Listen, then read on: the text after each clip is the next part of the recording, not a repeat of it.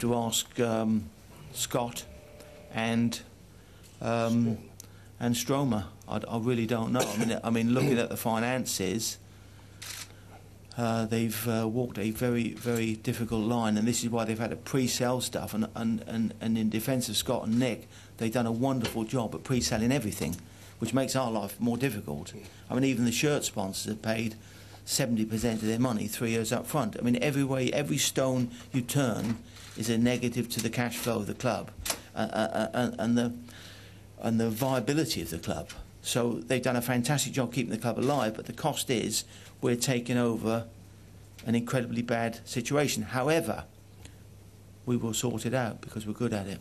Short term, short term, David, I guess the priority is to keep this club in the Premier League. What confidence do you have in Gianfranco Zola and his squad? We've got every confidence in both the manager and the squad, but we accept the squad is a little bit too thin at the moment, and it's a very imbalanced squad. It's a squad with a mass of midfielders and really short in every other position, particularly strikers. We all know we're short of strikers.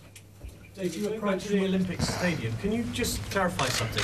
The Olympic organisers have committed to a legacy of athletics in that stadium. Would you be happy to live with the running track around the outside? Ideally, no. But there may be a way we could lay the running track for 3 months or something. I mean, I think there's all sorts of things we've got to look at. It may be cheaper to build a running track somewhere else. I mean, it's not impossible. You build an athletics track here, which wouldn't cost a lot of money, and it's a quid pro quo. I mean, there's all sorts of permutations. I don't think running tracks work, particularly behind the goal. At the side of the goal doesn't make a lot of difference.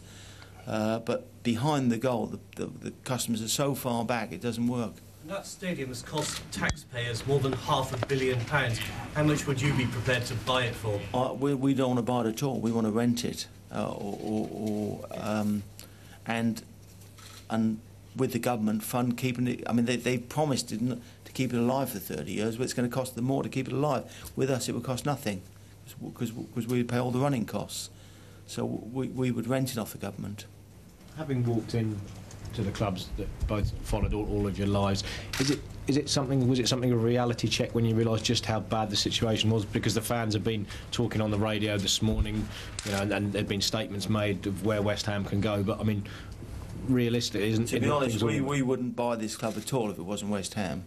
It makes no commercial sense for anyone to buy this club, and it's amazing 2 other people wanted to buy it. I mean, one is another West Ham supporter, Tony, and the Italian one. I'm not quite sure if he looked at the books properly, and if he looked at the books, he might have walked away. But from a business point of view, if this was any club other than West Ham, we would not be buying it. We bought this as fans, we bought this as supporters, not from a business point of view. But there's a lot of people in football who have done that. I mean, Crystal Palace was a prime example. I mean, I guess there's no guarantees, but why can you two be confident that you can succeed where so many other fans have failed when they bought clubs? We've done it on a smaller scale at Birmingham. We know the aspirations are higher here. We know it's a bigger club. But what we did with Birmingham for what we inherited isn't bad. And we're good at controlling things, and we've left behind a pretty good team. Long term, we'd like a better team here, but I wish tomorrow we could change the Birmingham team for the West Ham team, because it isn't a bad team. They haven't picked up 33 or 36 points by luck. They're not 12 games undefeated by luck. They're a good team. What are the implications for you guys in terms of taking it on? Have you had to take on your own extra debt? Have you had to borrow to take on the club? Sorry? Have you had to borrow to take on the club? And secondly, in terms of commitment to the club, what kind of sums are you talking about investing in terms of transfers?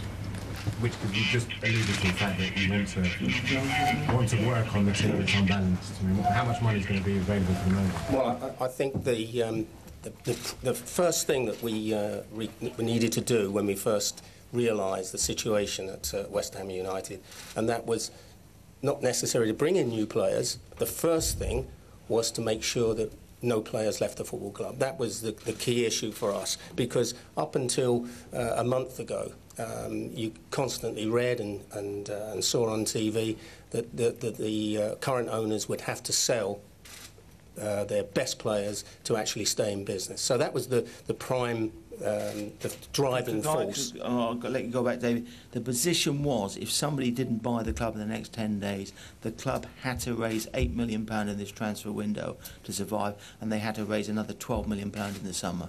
So I don't know what players they were going to sell for £20 million, but £20 million had to be raised by the summer for survival, and £8 million in this transfer window. And that would have happened. Anyone would have to be sold for whatever they could get to get £8 million in. Back to David. But having said that, and that's the first thing that we've achieved the fact that that won't be the case. So we can reassure fans who were terrified at the thought that they were going to lose 2 or 3 of their best players. That is now not going to happen.